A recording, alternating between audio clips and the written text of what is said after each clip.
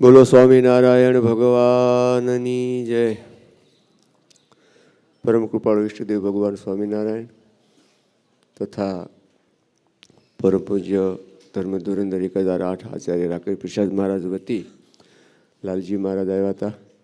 એમણે પણ આપણને સરસ વાત કરી.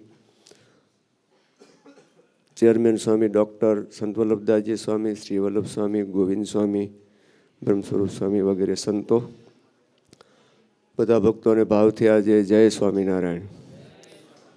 આજે સ્વામિનારાયણ મંત્રનું 224 વર્ષ થયા. મંત્ર બહુ બળ્યો છે.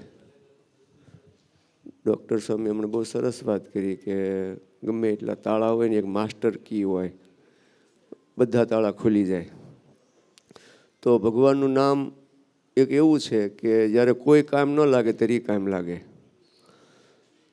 તો હરિચરિત્રાવત સાગરમાં આધારાનંદ સ્વામી એક વાત લખતા, મહારાજ પત્ર લખાવતા હતા, એમાં એવી વાત લખે છે કે જે નામીએ સહિત ભગવાનનું નામ લેશે તેને દેહ સતા અક્ષરધામનું દર્શન થશે, અને જો થોડો નામ લેશે તો દેહ મૂક્યા પછી અક્ષરધામને પામશે.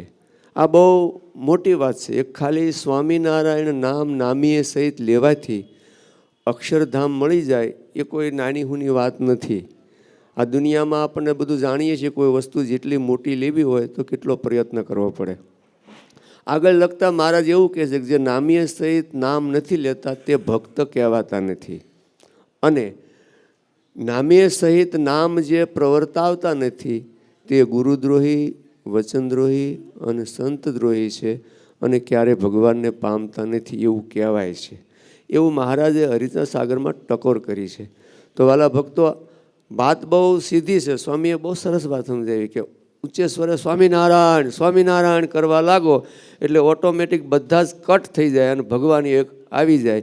તો જ્યારે આપણને સારું છે ત્યારે જો એવી રીતે નામ જપ કરીએ નામીએ સહિત, તો ચોક્કસ આપણને આ દેશ હતા ભગવાનના અક્ષરધામનું દર્શન થાય. અને જો થોડો લેશું તો અંતે નામીએ સહિત નામ લેવાથી ભગવાનના ધામને પામશું. એટલું કહીને વિરમું છું. જય સ્વામિનારાયણ.